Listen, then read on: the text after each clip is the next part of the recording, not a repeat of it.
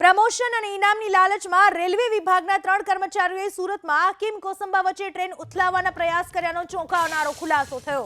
સુરતના કિમ કોસંબા વચ્ચે મોટી રેલ દુર્ઘટના કરવાનું કાવતરું નિષ્ફળ ગયા બાદ કેન્દ્રીય અને સ્થાનિક એજન્સીઓએ તપાસનો ધમધમાટ શરૂ કર્યો। આ દરમિયાન ચોંકાવનારો ખુલાસો થયો કે ઘટના પ્રથમ જોનાર રેલવે કર્મચારી સુભાષ પોદ્દાર જ આરોપી છે। પ્રમોશન મેળવવા માટે તેણે આ યોજના બનાવી હતી। આરોપીએ પોતે જ પેડલોક કાઢ્યા હતા। એનઆઈને સૌથી પ્રથમ સુભાષ પર શંકા ગઈ હતી કારણ કે 71 પેડલોક કોઈ સામાન્ય વ્યક્તિ ઓછા સમયમાં કાઢી શકે એમ નહોતું। જ્યારે આ ઘટના પ્રકાશમાં આવી એ પહેલા 3 ટ્રેન ત્યાંથી પસાર થઈ હતી, પરંતુ ત્રણેય ટ્રેનના લોકો પાયલટને કોઈ પણ શંકાસ્પદ વસ્તુ નજર આવી નહોતી। કોઈ પણ ફૂટપ્રિન્ટ કે અન્ય શંકાસ્પદ વસ્તુ ઘટના સ્થળેથી મળી આવી નહોતી, જેથી એનઆઈને પહેલાથી જ શંકા હતી કે સુભાષ ખોટું બોલી રહ્યો છે।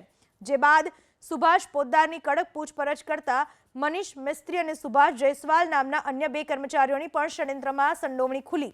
હાલમાં એજન્સીઓએ 3 કર્મચારીઓની અટકાયત કરી છે અને કડક પૂછપરછ ચાલી રહી છે। સુરત જિલ્લાના કિમ અને કોસંબાની વચ્ચે ટ્રેન ઉથલાવવાના પ્રયાસમાં સુરત જિલ્લા પોલીસને મોટી સફળતા મળી છે। 3 જેટલા આરોપીની હાલ છે તે સુરત જિલ્લા પોલીસે અટકાયત કરી લીધી છે।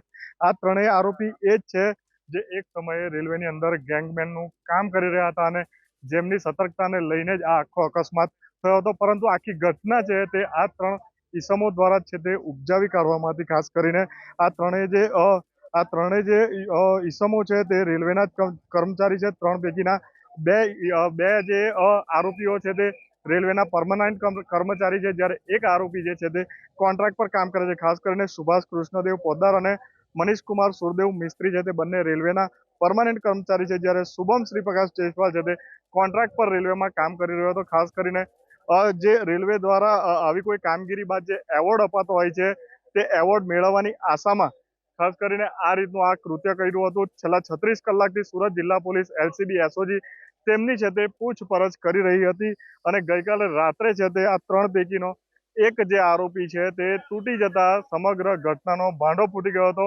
એક બાદ એક છે તે ત્રણેય આરોપીઓએ ગુનો કબૂલી લીધો હતો।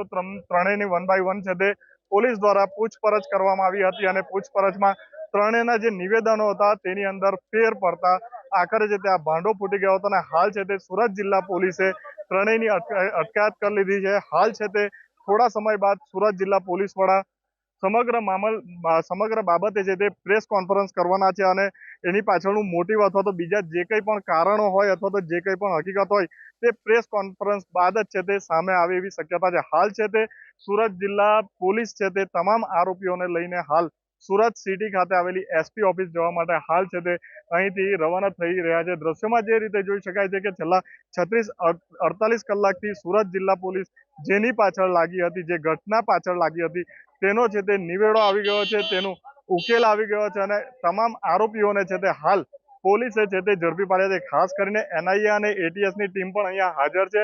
તેઓ પણ આ પ્રેસ કોન્ફરન્સ બાદ આ જે આરોપીઓ છે તેની લાંબી પૂછપરછ કરે એવી શક્યતા હાલ છે તે દેખાઈ રહી છે। ખાસ કરીને સુરત જિલ્લા પોલીસ હવે છે તે આ આરોપીઓને લઈને અહીંથી હાલ છે તે સુરત સિટી એસપી ઓફિસ ખાતે જવા માટે રવાના થઈ છે। ખાસ કરીને જે ઘટના બની હતી અને તેનું ડિટેક્શન થઈ જતા હાલ સુરત જિલ્લા પોલીસે છે તે ખાસ કરીને હાશકારો લીધો છે।